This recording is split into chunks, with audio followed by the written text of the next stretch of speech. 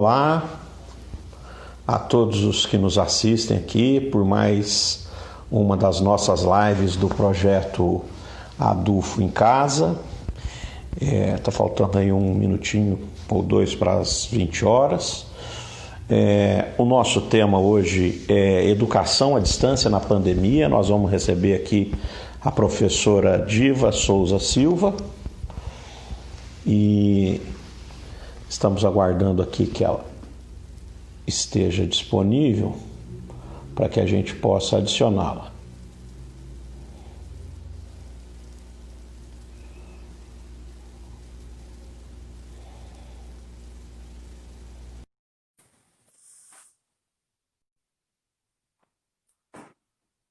Eu acredito que eu estou adicionando a professora Diva e daremos início então à live.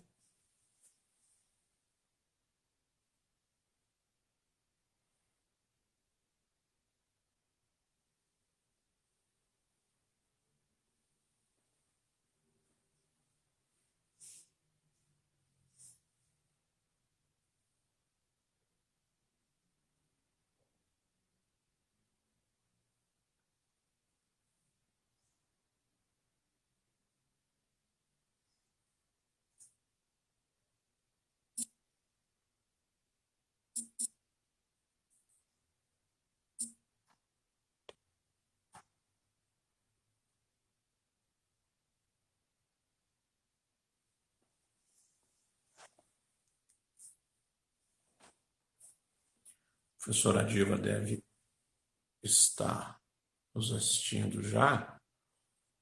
Eu queria só confirmar, Letícia, por favor. É Diva Lobo? Diva Silva. Então eu devo ter. Aqui no Insta eu acho que é Diva Lobo, né? Eu já tinha pedido aqui, acho que o Instagram não conseguiu fazer a conexão. Bom, enquanto a professora Diva faz a conexão, a gente gostaria aqui de novamente. Sim, agora sim, a professora Diva está conosco.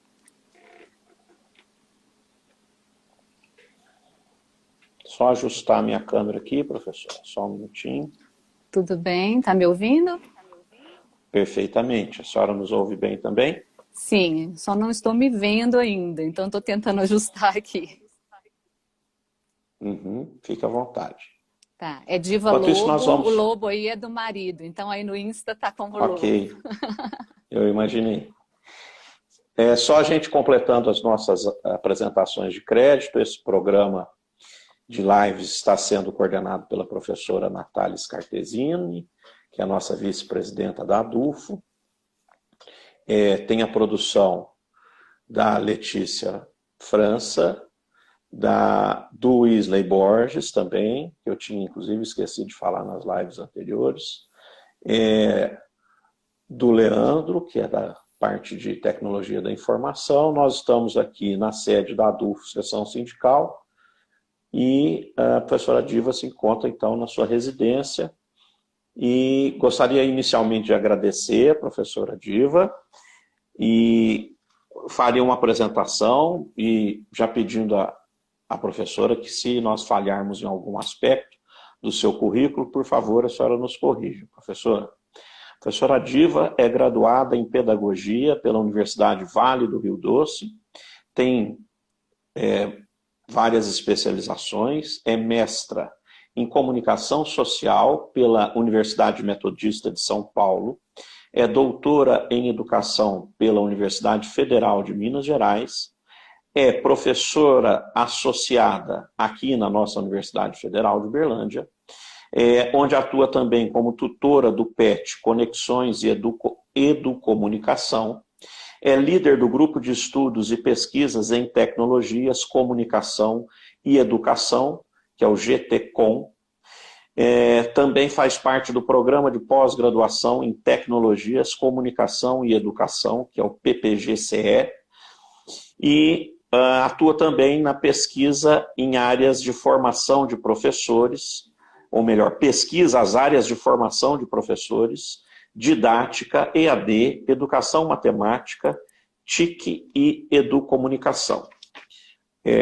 Professora, então, tem algum reparo? E fique à vontade aí para fazer suas considerações iniciais.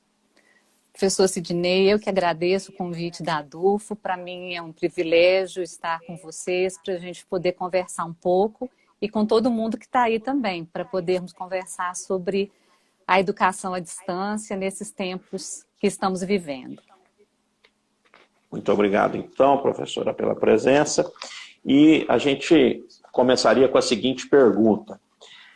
Nesse atual contexto de pandemia, né, que nós estamos vivendo, na Covid-19, que nos exigiu o isolamento social, né, é o que a ciência nos indica que tem de melhor a ser feito para prevenir que as mortes sejam muito maiores.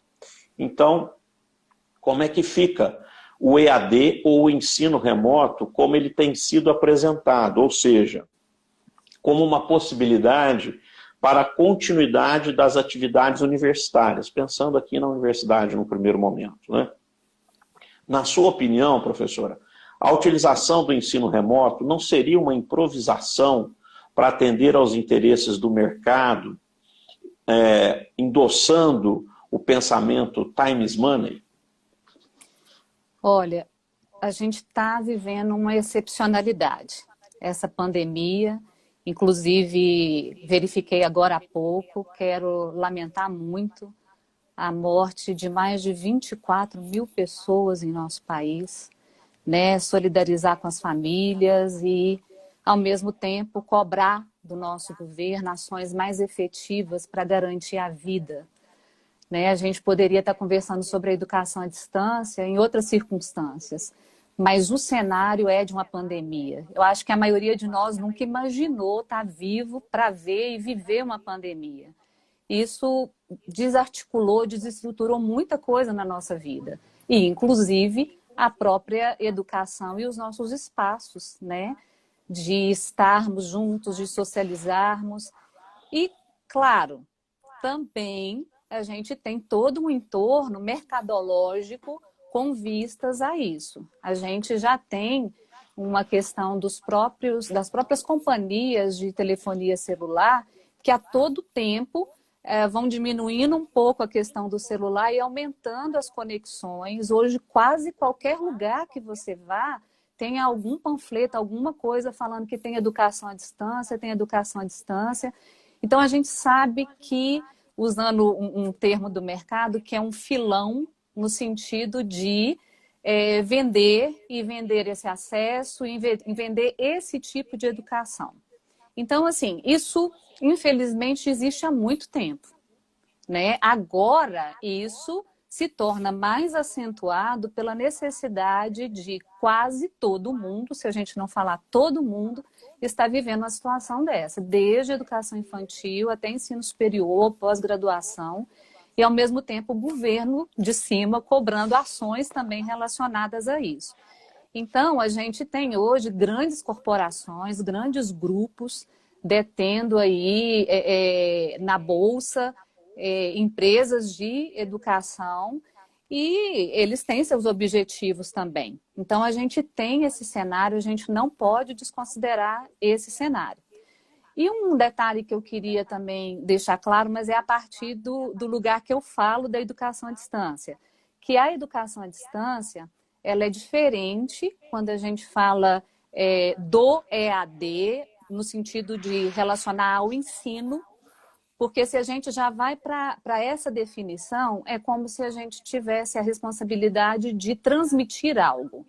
E que esse ensino não tivesse consigo o compromisso do processo de ensino e aprendizagem. E é diferente também do próprio ensino remoto, porque o ensino remoto vai ao encontro desse tipo de educação que eu só transmito algo, você tem que acessar, seja pela TV, pelo rádio, pela internet. Agora, o processo de interação, isso requer outros outras variáveis, inclusive o próprio processo da educação à distância. Então, você vai ter várias linhas que vão trabalhar diferente nisso aí. A linha que pesquiso e tento trabalhar é sempre essa do processo de ensino-aprendizagem. Por isso que a gente sempre fala de um conceito de educação à distância. Sim, professora. A gente, inclusive, tem visto muito, assim, a gente que, embora sejamos professores, mas é de um conhecimento não especializado, eu diria, portanto, não leigo, mas não especializado, como é o da senhora na área, a gente já começa, inclusive, a perceber essa preocupação, inclusive, entre as denominações. O pessoal tem feito essa questão, como a senhora disse, inicialmente, de definir diferenças entre o que é ensino remoto e o que é educação à distância propriamente dita. Então, pegando um pouco do seu gancho, eu cada vez mais me convenço de que isso que a senhora indica como educação à distância, que seria, vamos dizer, o mais desejável, embora eu também tenha restrições, ele é praticamente impossível de ser atingido nesse momento. Um momento vamos dizer, de socorrer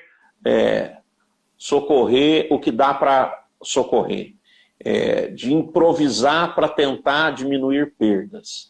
Eu inclusive sou, agora expandindo o assunto também para os outros níveis educacionais, para educação básica, eu diria, fundamental e média. Eu sou pai e tenho uma filha no ensino privado, no 6º ano, tenho uma outra filha no ensino público, no ensino médio, 1º ano do ensino médio. Ambas estão recebendo o que a senhora chama aí, muito provavelmente, pelo que eu posso observar, de ensino remoto, né?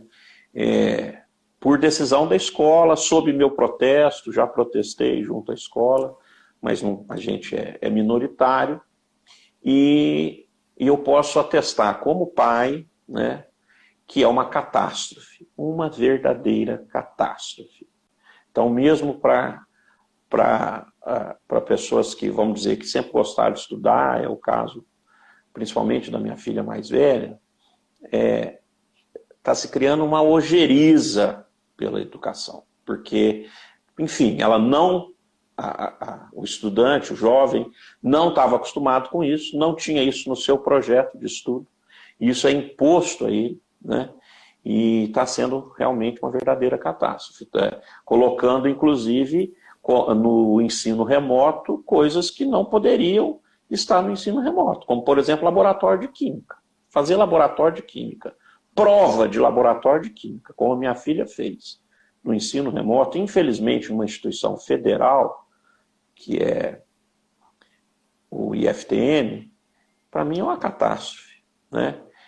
A mais nova ridiculariza quando recebe as suas provas, e ela já tem uma malandragem que a primeira filha não tem, é o seguinte: recebe as suas provas e diz lá, atenção, não consulte o seu coleguinha, a sua apostila. Né? Ela fala, pai, mas como é que a tia não está lá do lado, olhando, né? Como ainda vem essa mensagem para a gente, o WhatsApp está aberto, o Google está aberto, a apostila está aberta, quer dizer, é uma relação muito complicada. Porque, volto a dizer, não é isso o projeto, a escola está procurando se adaptar para reduzir perdas. No caso de escola particular, talvez para continuar recebendo as suas mensalidades, né, justificar o recebimento de mensalidades. No caso de escola pública, talvez para tentar impedir atrasos maiores de calendário. Mas, enfim, então, voltando à sua fala, para a gente partir para a próxima provocação, como eu gosto de dizer, eu acho que é justamente isso. Como está é o pior dos mundos. Né? O ensino remoto, não projetado, mas como solução improvisada para substituir essa relação presencial, para mim é o pior dos mundos. Mas então, continuando esse nosso raciocínio, a gente tem ouvido muitas pessoas dizerem que a pandemia servirá para a educação se reinventar, entre aspas, reinventar. Eu estou falando entre aspas porque a gente, inclusive, gravou um vídeo dizendo que professor se reinventa a cada dia, né? Principalmente professor de escola pública, de periferia, que não tem recursos, né? A gente cansa de saber como é que professor, quando eu digo professor e professora, né, se reinventam. Então, muitas pessoas dizem que o EAD, ou o ensino remoto, seria uma reinvenção. Essa chamada reinvenção, entre aspas, ela não poderia precarizar a educação e até mesmo contribuir para o enfraquecimento da carreira docente como conhecemos. E aí fica uma preocupação dirigida a uma professora que é da Faculdade de Educação aqui da nossa querida UFO, né?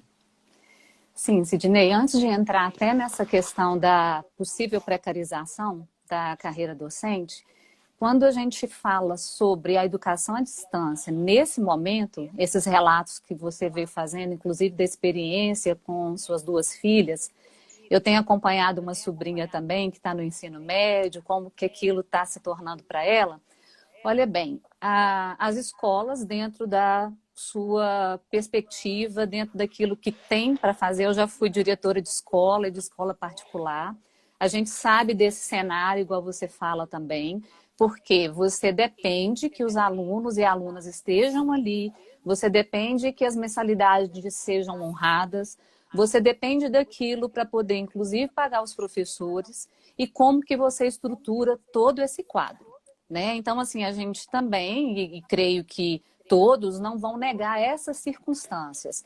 E não é uma situação, como a gente já está vendo, desde que foi declarado como pandemia em meados de março, as coisas só têm expandido, porque nós estamos também numa situação de um desgoverno em relação à própria condução da situação. Porque quando você reduz possíveis investimentos na educação e na saúde, você chega num cenário desse explicitando muito mais desigualdades e uma série de outras coisas que estavam sendo levadas de qualquer forma. Mas olhe bem, até os exemplos que você traz são exemplos de quem tem acesso à tecnologia, não é uma questão de acesso, igual como eu estou falando da minha sobrinha também. Não é o acesso, não é este o caso. É que forma que essa educação está sendo trabalhada. Então você pega o ensino como era na sala de aula, isso a minha sobrinha contando, ela tem que acordar cedo e ela tem todos os horários que ela teria normalmente na sala de aula presencial, ela tem remotamente os professores dando aquelas aulas, pedindo para pegar as apostilas, desenvolver tal atividade. Então, assim, é o que eles estão enxergando como possibilidade. Na perspectiva de uma educação à distância, com planejamento, desenvolvimento, você tem ali o que alguns autores vão chamar de polidocência, porque você tem várias perspectivas da docência para organizar um processo de educação à distância. Se você pega aquilo que está no presencial e só coloca remotamente, é enfadonho, sim. A gente, no presencial, a gente está lá dando aula, a gente retoma algumas coisas, a gente chama fulano, o que você pensa disso? Faz uma interlocução, né? Eu falo que a gente olha muito nos olhos dos alunos e das alunas, né? Sim. Os olhos dizem muito, se você fala mais rápido, se você repete um tema, né? Aquele olhar meio perdido pode te sugerir que você repita um tema, que você não sente que não foi bem compreendido. Eu acho que isso perde muito, né? Sim, essa percepção, ela é muito interessante. Apesar de nós também sabermos, você também como professor, que tem pessoas que, tanto docentes quanto graduandos e graduandas, que sequer têm esse olhar olho no olho. A gente também tem gargalos no presencial que às vezes só vem à tona quando a gente questiona a educação à distância. Então, você tem docentes que nem sabem quem são os estudantes que cursam aquela disciplina. Você tem estudantes que terminam o semestre sem saber que dia mesmo era aquela disciplina. que interlocução que tem ou não. Então, você tem uma série de situações aí que precisam ser discutidas, mas a transmissão única e como um canal único é realmente enfadonha. E olha bem, adolescentes e jovens que lidam com tecnologias de diferentes formas, a gente ainda fica muito preso a uma racionalidade técnica de currículo e de ensino que só transpor para plataformas digitais não nos garante essa interação. Eu não estou falando para a gente ser palhaço de circo, com todo respeito ao profissional palhaço. Eu não estou falando que a gente tem que fazer firulas e etc. Mas eu estou falando que a gente tem que ter um compromisso para além de transmitir um conhecimento historicamente acumulado. Nós precisamos trabalhar para que esse conhecimento seja realmente aprendido. E acesso a isso via tecnologias, nossos estudantes hoje têm de uma maneira, às vezes, muito mais interativa do que a gente está se propondo a fazer. Então, isso nos coloca também em situações de que não cabe muito esse papel do professor, da professora, só transmissor de um conteúdo. Porque acesso ao conteúdo, hoje, nós temos muito. Mas como trabalhar esse conteúdo para que se torne um processo de ensino-aprendizagem? Aí, entrando na sua questão, quando você coloca sobre a possível reinvenção da educação e talvez o enfraquecimento aí da carreira docente como conhecemos, eu coloco que a carreira docente nós temos sempre que lutar por ela, principalmente por aquilo que são direitos garantidos, por aquilo que coloca... Só um minutinho. Fique à vontade. Que coloca o docente nesse processo e nesse lugar de ser o docente. Agora, quando a gente fala de educação à distância, de reinventar, a educação à distância ela é muito antiga. Alguns teóricos começam lá das epístolas de Paulo, na Bíblia, quando ele se destinava a alguma comunidade através de cartas para recomendar situações. Outros já começam a datar a partir da invenção do selo. Aí começa por cartas. E a gente tem várias gerações que a gente fala. Primeira geração de EAD, segunda, terceira. No Brasil, quase todo mundo já ouviu falar do Instituto Universal Vai Até Você. Muitos fizeram... IUB, Instituto Universal Brasileiro. Isso. E muitos fizeram cursos à distância de conserto de máquinas, de desenvolvimento Meu pai, professora, fez um curso de técnico em eletrônica à distância. Montou um rádio, a válvula que eu mexi, nunca funcionou. Precisou ali de algum acerto. Não sabia nada de eletrônica. Eu sei porque depois eu fiz curso técnico presencial. E sabia, sim. Ele dizia, não sabia nada de eletrônica. Sim. E a gente tem relatos de pessoas que fizeram esses cursos e que, inclusive, montaram pequenos estabelecimentos para poder dar assistência nos lugares, ganharam algum dinheiro com aquilo. A gente vê várias gerações.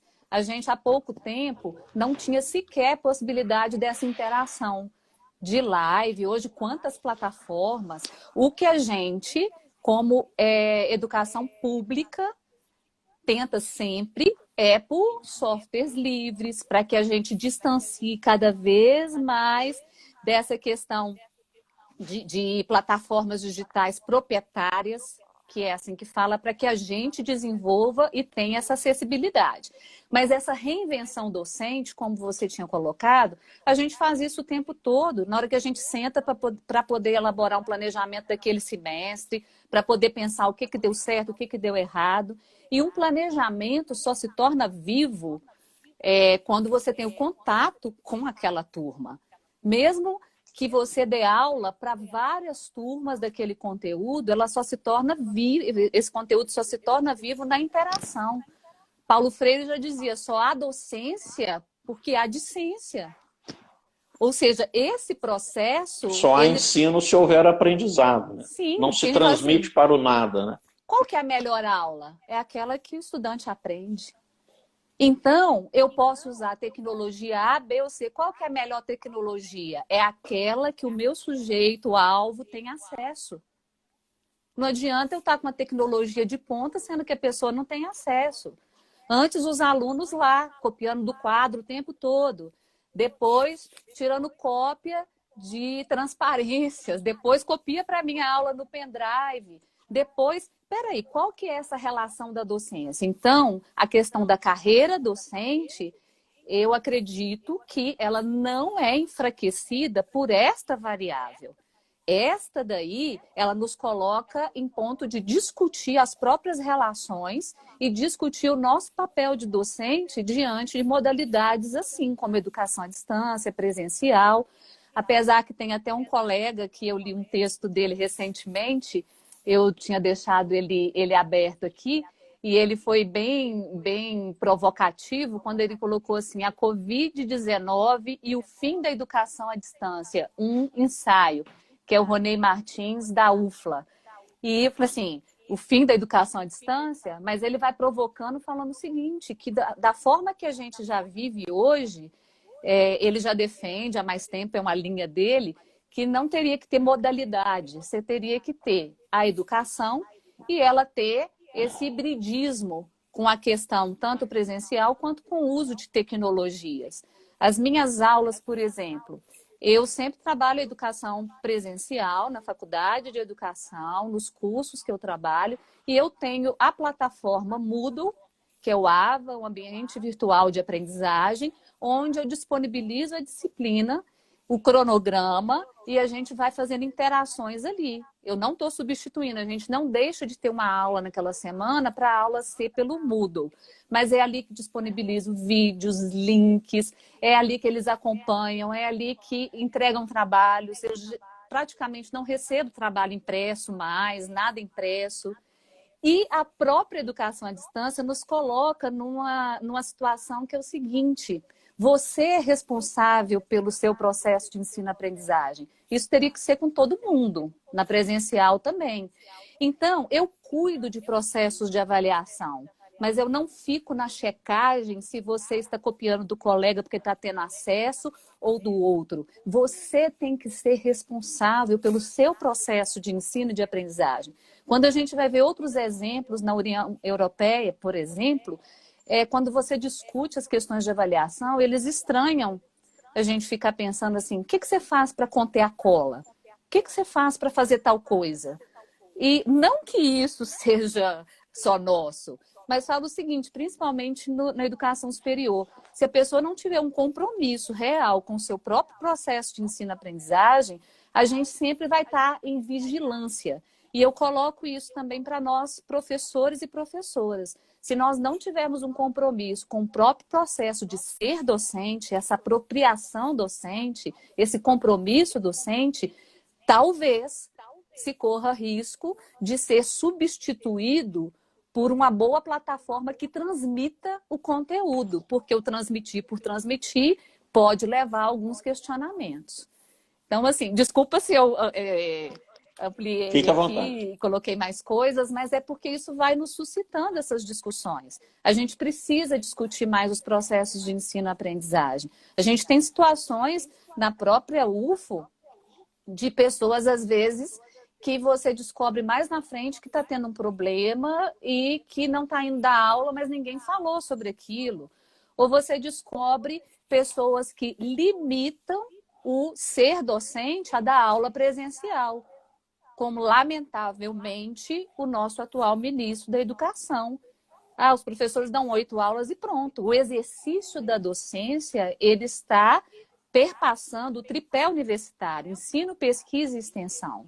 Então, a gente precisa se apropriar desse arcabouço, sim, e nos responsabilizarmos por esse exercício docente. E é isso que eu creio que vai refletir na própria sala de aula, seja essa sala de aula presencial ou via alguma plataforma. Professora, é com satisfação que eu registro, a Letícia está aqui ao meu lado, distante mais de 2 metros, com máscara e tudo, mas estou pedindo aqui para ela me confirmar com um aceno se é verdade ou não. Eu acho que é a live que nós temos mais pessoas simultaneamente assistindo. Ela acabou de confirmar, então isso para nós é uma grande alegria. Nós estamos aqui com 55 pessoas, né, nos assistindo simultaneamente. Esse número vai aumentar muito, porque depois somam-se todos os que passaram por ela. E mais, também é o que está gerando mais debate também, né? Quer dizer, a Letícia ela dá uma filtrada aqui, porque muita gente está entrando aqui, rolando a tela, fazendo apenas uma saudação. Então, já como das outras vezes, a Letícia filtra aqui para mim e vai me mandando aqui no WhatsApp. Por isso que eu estou sempre desviando o olhar, a senhora me perdoe a falta de educação. Eu desvio o olhar aqui para acompanhar, tentar acompanhar o que a Letícia tem me passado aqui, que são perguntas. Mas eu já estou contabilizando aqui bem umas 20 por aí, mais de uma dezena com certeza. Então eu dei uma lida aqui e vou apenas fazer um compilado. Já estou justificando então por que nas outras lives a gente teve condição de fazer mais as perguntas e aqui só se eu tivesse uma cumbuquinha para fazer sorteio para não deixar ninguém chateado. Mas aqui, do alto da minha incompetência de gestor da live, eu vou tentar pegar ainda nessa questão que a gente falou da precarização da carreira docente, para deixar isso muito, muito claro, porque a gente está na condição de direção sindical, fizemos um vídeo que falou sobre isso. A UFO hoje abriu um questionário para docentes, e já começa com uma primeira pergunta horrível sobre quais são os métodos de ensino remoto que o professor já utiliza, e aí ele coloca lá 5 ou 6 opções e não coloca a opção nenhum. Eu, por exemplo, não considero que eu uso nenhum método. E não tem lá. Tem outros. Se eu colocar que tem outros, significa que eu uso algum método não elencado naquele conjunto de respostas, que não é verdade, né? Então, eu vou ver ainda, quando não acessei ainda. Quando a gente, abriu hoje. Era para ter entrado a semana passada, acabou abrindo hoje. Porque está dito, a Universidade Federal de Uberlândia deu um cavalo de pau. Ela disse que não iria substituir atividades presenciais por atividades EAD. E já quando abriu o primeiro questionário, que foi o questionário dos discentes e das discentes, a reitoria coloca que sim na perspectiva de uma eventual implantação de plataformas de ensino remoto. O que para mim vai ser super complicado, mesmo no ensino superior, que a moçada já tem mais interação com internet, etc., né? Voltando lá na história da minha filha, hoje ela estava lá assim, a professora dando aula e falando, gente, quem não enviou o trabalho precisa enviar. Como? Quem deu aula de e-mail, de geração de PDF? Alguém deu essa aula para enviar trabalho? Enfim, né? 6º ano. Então, quando a gente fala de precarização da carreira docente, é pelo seguinte, é uma coisa estrutural a EAD, ao ensino remoto. Significa que eu multiplico a força de trabalho do professor, né? Eu aplico a mais-valia do nosso Marx ao extremo, porque isso tanto no ensino, porque quando a gente fala de mais-valia, fica parecendo que a mais-valia só se aplica ao capitalismo lá da empresa privada de educação. Não, tem mais-valia também sobre o funcionário público, né? Se o governo, porque o governo, que é um intermediário entre a população e o funcionário público, ele acaba assumindo o papel de patrão. Como patrão que e, portanto, gestor, ele acaba cedendo a mais-valia, porque se ele investe menos e pode ter resultados ampliados, é óbvio que ele vai preferir esse método a um outro que ele tenha que investir mais, porque ele quer, vamos supor que ele seja completamente isento de qualquer fator de corrupção, mas ele ainda assim quer mostrar serviço, né? Quer mostrar serviço para a própria população e etc. Sim. E isso que é o complicado para a gente, sabe, professora? Que a gente fala da precarização da carreira docente, porque, em primeiro lugar, o mesmo professor vai poder dar aula para um número maior de discentes, e isso, no nosso entendimento, não vai escapar de um desemprego de professores. Isso vai gerar menos empregabilidade dos nossos alunos e alunas. Porque veja, quantos licenciados, licenciadas, pedagogos e pedagogas que a UFO forma, né? Então, esse pessoal terá também menor empregabilidade. Então, eu estou traduzindo aqui o que às vezes eu estou vendo que tem muito estudante participando da nossa live, que é muito legal também. É disso que nós estamos falando. Para você, estudante que está fazendo licenciatura. É isso que é precarização da carreira docente, né? Então, esse é um dos aspectos. O outro aspecto é esse que a senhora também comentou, porque se isso não for muito bem estruturado, também nós podemos entrar num processo que não leva à educação de qualidade, né?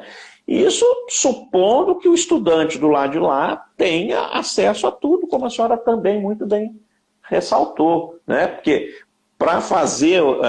Aí tem um outro pressuposto, porque o aluno que já se matriculou num curso que já era anunciado a ele como à distância, ele já espera-se que ele já tenha se prevenido para isso, né?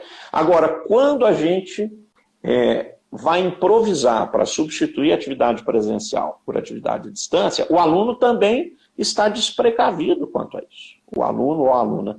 Então, isso é um outro fator. E é um fator que a carreira docente fica susceptível também, porque ela passa a trabalhar com o ensino de menor qualidade.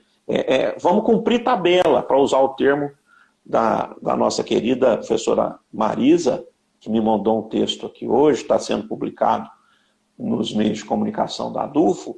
Seria isso, quer dizer, vamos cumprir tabela? Vamos terminar esse semestre, haja o que houver? Então é isso que a gente coloca. Por exemplo, a gente vai passar por outros momentos de defesa da categoria da própria universidade pública com necessidades de paralisação, né? Como nós já fizemos, greve de mais de 100 dias. Essa pandemia não chegou perto ainda da nossa maior paralisação na UFO. Se a gente tiver com aulas gravadas, etc., etc., isso vai ser para usar o termo do nosso valoroso ministro do Meio Ambiente, vai ser a porteira aberta para passar a boiada, né? Porque aí, olha, a aula já está filmada. É só, estudantada, continue em casa, deixa essa cambada de professores aí fazer greve, querer atrapalhar o bom andamento dos trabalhos, nós vamos substituir por aulas virtuais, né? Quer dizer, a gente vê, a senhora tem razão, a educação à distância se pratica há muito tempo. Eu lembro que eu era menino, eu sempre fui muito estudioso, gostava, sempre, não digo que eu gostava de estudar, mas eu me rendia aos estudos com muita facilidade. E eu tentei assistir muito Telecurso Segundo Grau, a senhora lembra? Sim. Hoje virou Telecurso 2000, né? Completamente englobado pela Fundação Roberto Marinho. Nunca me apeteceu. Uma péssima experiência. Mesmo eu me interessando muito por aulas e tudo, mas nunca me agradou. Agora, essa é a questão, né? Quer dizer, quando você massifica essa questão, essa educação, e isso já é um projeto antigo que se tenta, é disso que a gente teme na precarização da carreira docente. A gente tanto está tomando cuidado, eu recebi um texto agora do Nesp, que fala muito sobre isso também. Então é só para deixar claro, a gente entende muito a sua posição, mas também para colocar o nosso ponto de vista. Sim, né? Sim. Professora, então vamos lá, vamos seguir, porque nós estamos nos empolgando, eu peço desculpas também, eu só gostaria de dizer para a moçada que a nossa live tem que terminar com menos de 1 hora, porque senão o Instagram nos derruba. Então, vamos tentar, ainda faltam 22 minutos aqui, nós ainda temos 2 provocações para a professora Diva. Então, a próxima é o seguinte. Bom, é indiscutível que as políticas afirmativas mudaram o perfil do graduando, né? Hoje a gente tem mais mulheres, mais negros e negras, mais pobres, né? Inclusive o que embasa isso é a própria pesquisa de perfil dos graduandos, que foi organizada pela Andifes e que conta com a contribuição de docentes da UFO, o professor Leonardo Barbosa, que esteve na nossa última live, a professora Patrícia Trópia, são colegas que participaram dessa pesquisa.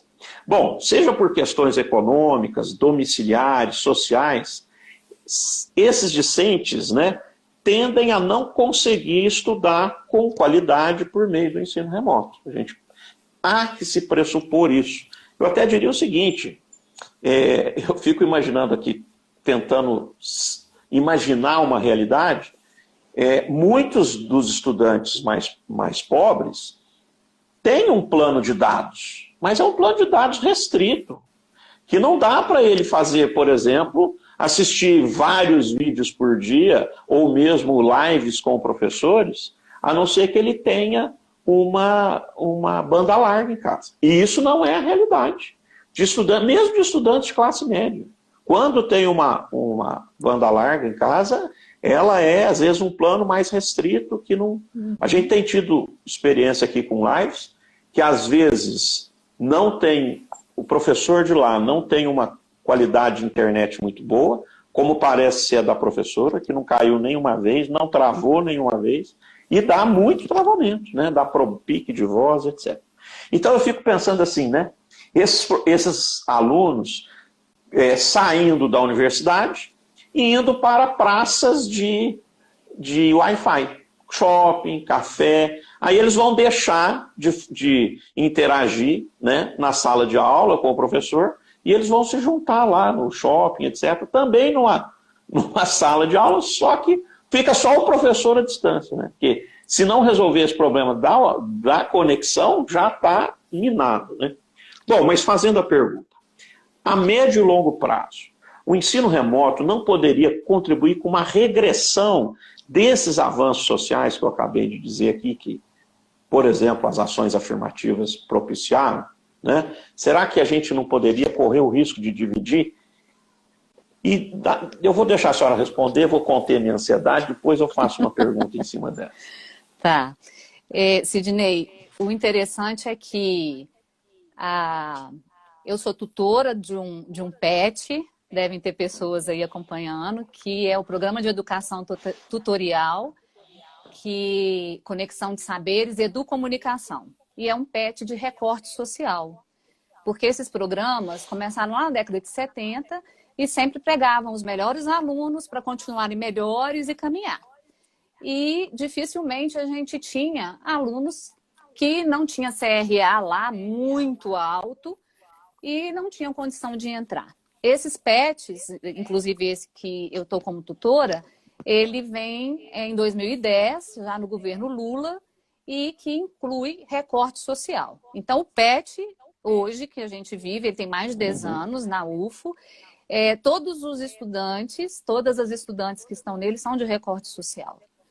E a gente vive essa circunstância. O PET não parou, o governo começou a cobrar o tempo todo que se o PET tivesse parado, os meninos não receberiam bolsa. E a bolsa que eles recebem de R$400 é bolsa para sobrevivência. É bolsa para moradia, para comer, para sobreviver. E ainda a gente pensar em pagar a internet, e a gente tem, né, o PET, inclusive tem uma discussão quinta-feira, depois eu divulgo aí também, que precisamos falar sobre relacionamento abusivo, e a gente está discutindo vários temas, e o PET tem funcionado, a gente tem toda sexta-feira reuniões, mas tem dia que a internet de um cai, a outra já não funciona, a outra já está na casa da avó, porque teve que socorrer de alguma maneira, não tem acesso, né? Outros tutores de outros PETs pelo Brasil afora, falando de gente assim, literalmente mesmo, subindo acima para telhado, para ver se pegava uma conexão. Então, uma frase que eu tenho usado, por mais doída que ela seja, é que essa pandemia trouxe à tona nossas epidemias. E nossas epidemias de desigualdade social. Nossas epidemias... Só corrigindo, porque aí esbarrou na minha área, eu vou piorar assim, no sentido de contribuir, Sim, me mas corrija. piorar ela evidenciou as nossas endemias, o que é muito pior. Porque endemia é aquela ocorrência já esperada, tá certo? Tá, já Então, era quer dizer, previsível, né? ela está evidenciando a endemia da pobreza, a endemia da Isso, desigualdade. São essas isso. endemias que estão sendo evidenciadas. Obrigada, Sidney. Aprendi mais uma. E porque já eram previsíveis, elas estão aí, né? Os invisíveis. Como que a gente lida com tudo isso? A falta de políticas públicas ligadas a isso. Nós precisamos ter essa rede, nós precisamos fortalecer. A gente precisa de políticas públicas continuadas. O Marco Civil da Internet, que vem lá desde 2014, quais são as acessibilidades, quais são as redes que já eram para ser gratuitas para toda a extensão territorial brasileira. A gente volta ainda, né, em 2020, a linha de pobreza e de miséria. Então, assim, políticas públicas onde as pessoas possam se alimentar, possam ter vida digna, possam ter encanamento de água, a gente vivendo coisas assim, lave a mão, lave a mão, lave a mão, a pessoa nem tem. Então, isso, a educação, e inclusive as discussões da educação à distância, ela é mais uma variável que vem à tona. Por que que em alguns lugares a questão remota, eu nem vou falar da educação à distância porque eu não investiguei a fundo, a educação remota está funcionando. A UFO, por exemplo, tem mais de 10 anos que a UFO oferece cursos à distância. Eu falo de um lugar que a pedagogia à distância na UFO tem mais de 10 anos. E eu sempre cobrei e continuo cobrando o seguinte: institucionalize a educação à distância na UFO, porque o governo, desde que implantou a educação à distância, desde a Universidade Aberta do Brasil em 2005, era para poder expandir, mas ela sempre veio a reboque. Então, você coloca nessa polidocência docentes, tutores que são docentes e que ganham para trabalhar 20 horas semanais, sendo os mediadores entre docentes e estudantes, 700 e poucos reais, que é bolsa. E você tem... São professores. Então, assim, essas coisas não são discutidas. Eu falo também da própria faculdade de educação. A gente precisa parar de discutir mais. Mas a gente quer ser ouvido, mas a gente também não se atreve a ir para o meio das coisas e discutir. Então, a educação, na questão de talvez prejudicar essa inclusão, principalmente das ações afirmativas, ela é mais uma variável, que antes dela vem toda essa falta de infraestrutura tecnológica. A gente poderia falar assim, de novas formas, inclusive de sociabilidade em espaço virtual. E tem um tripé aí interessantíssimo, porque a gente precisa de condições pedagógicas, humanas e tecnológicas. Nós vivemos isso todo o tempo. A gente fala que numa equipe multidisciplinar, nessa polifonia aí de vozes para EAD, nós precisamos de design, nós precisamos de construtores de redes, nós precisamos... Eu não preciso dominar todas as tecnologias para eu trabalhar a partir de uma plataforma à distância. Eu posso estar junto com outras pessoas, isso requer de nós essa coletividade. E eu estou falando de elaboração em diferentes plataformas, divulgando recursos educacionais abertos. Tem até um orientando trabalhando isso no seu mestrado, porque nós precisamos de softwares livres, nós precisamos nos apropriar disso. Nesse sentido, Sidney, eu assumo aquela coisa assim, eu não quero estar, e como educadora também, no cabo de guerra entre um tipo de modalidade e outro tipo. Eu estou do lado da educação e a educação de qualidade. E de que forma que ela pode ser desenvolvida, gerando mais autonomia, mais protagonismo, ao mesmo tempo mais coletividade, menos egoísmo, mais políticas públicas que pensam a transformação do todo e não só do umbigo do fulano. Então, assim, são tantas coisas que estão nisso aí. Inclusive, não seria uma questão de empecilho, mas uma questão que precisa ser discutida em todas as instâncias. Nós não temos uma poção mágica ou uma receita, faça isso ou faça aquilo. Mas um jargão aí que fala assim, juntos nós somos melhores para poder discutir e pensando que nós não estamos discutindo as pessoas, nós estamos discutindo as ideias. E essas ideias precisam vir para a mesa, para que a gente possa elaborar, porque senão nós vamos continuar sendo atropelados. E aí a gente vai ficar com esse sentimento que você relatou lá da escola, de sentir a minoria e não conseguir ser ouvido, nem para ser considerado em outras possibilidades dessa educação à distância. Muito obrigado por mais essa resposta, professora. A Letícia está chutando o meu calcanhar aqui, dizendo que faltam só 10 minutos, só para a gente ir se balizando no tempo. Eu vou abrir mão, eu iria fazer uma discussão em cima dessa minha última pergunta, mas vamos para a última provocação, se der, depois a gente volta ao tema.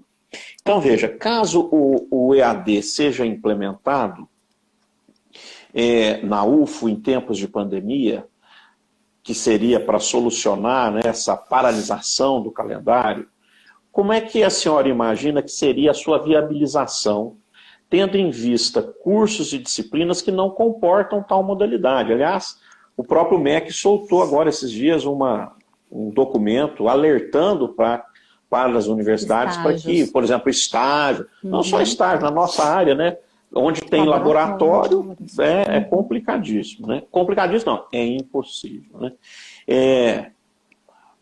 Porque tem, às vezes, por exemplo, até na minha disciplina, o laboratório é demonstrativo. E aí até que a gente consegue remediar com perda de qualidade, mas remedia. Agora, quando o laboratório é para treinar a prática, como, por exemplo, técnica operatória no caso da medicina, no caso da veterinária, né? Técnica de congelamento em algum outro curso, né? Técnica de análise de solo na agronomia, não tem muito jeito. Então, tem algumas disciplinas que não conseguiriam comportar essa modalidade de ensino. Como é que faria nesse caso? O ano letivo transcorreria de forma remota para alguns casos, algumas disciplinas e outras não.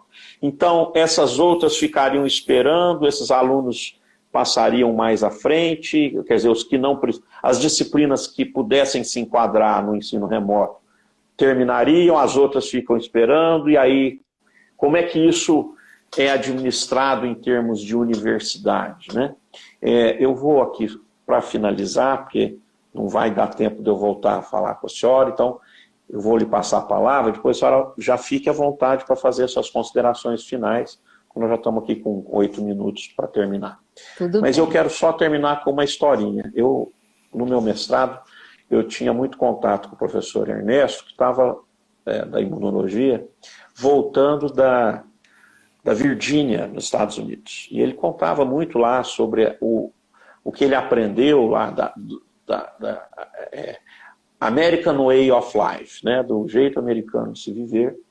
E ele falava, eu me lembro bem, de que quando havia invernos rigorosos, nevascas, e algumas... Veja, eu estou falando do berço do liberalismo, né, onde time is money, onde o mundo se divide entre winner and loser, né, vencedor e perdedor. Se você não conseguiu realizar o sonho americano, é porque você é um perdedor. Mas ele dizia o seguinte: quando havia essas nevascas e algumas escolas ficavam sem poder, os alunos não podiam chegar até a escola, então suspendia o calendário. Outras escolas não acometidas pela nevasca suspendiam também. Simplesmente para igualar todo mundo. Porque, veja, aí está um capitalismo mais domesticado. Porque se ele pressupõe a concorrência, mesmo winner and loser, ele tem que, então, minimamente, assegurar que até um determinado nível as condições sejam iguais. Então, a escola que não estava com nevasca fechava, nem em solidariedade, mas para dar condições de que todos os alunos concorressem, seguissem em igualdade de condições. Então, eu, fechando a minha participação para passar para a senhora, eu diria isso, que agora é tempo de calma, é tempo de pausa. A pandemia vai passar, vai passar. O mundo nos mostrou que ela demora 2, 3 meses. Com o governo Bolsonaro, ela deve demorar 4, porque nós não temos governo, ela vai demorar mais para passar. Mas ela vai passar nos próximos dias. Então, seria, no meu entendimento, o momento da pausa. Agora não é o momento do time is money. Pausaríamos todos juntos para depois continuarmos juntos. Quando não tem ninguém à frente, ninguém ficou para trás. Então essa só é a nossa ponderação e tem tudo a ver com essa pergunta que eu já lhe passo, porque essa é uma preocupação, às vezes, dentro do próprio curso, né? Ou entre cursos. Cursos que têm essas atividades mais pesadas, que não podem ser remotamente realizadas, teriam esse problema. Gostaríamos de ouvir a senhora. Sidney, eu agradeço também e quem sabe em outro momento a gente continua discutindo, porque Voltamos. Tem muita coisa mesmo, né? Eu fico pensando na gestão da UFO, né? Com todo o meu respeito, e por ter vivido cargos de gestão também, você com certeza também, gestão tem o ônus e o bônus, né? E o ônus tem aquela hora assim, eu preciso tomar uma decisão. Eu fico pensando nisso porque a todo momento estão sendo questionados porque esse semestre, né, o nosso calendário foi suspenso, acho que foi uma decisão acertada. E, ao mesmo tempo, você precisa conhecer a sua comunidade. Eu não vi ainda os questionários, sei que foram feitos para estudantes e para professores, está começando hoje. Você precisa mapear para você ver com quem que você está trabalhando e coletivamente fazer uma proposta. Como eu te disse, não é uma receita, mas são possibilidades. A primeira é essa da calma. E vamos ver como que nós nos estruturamos.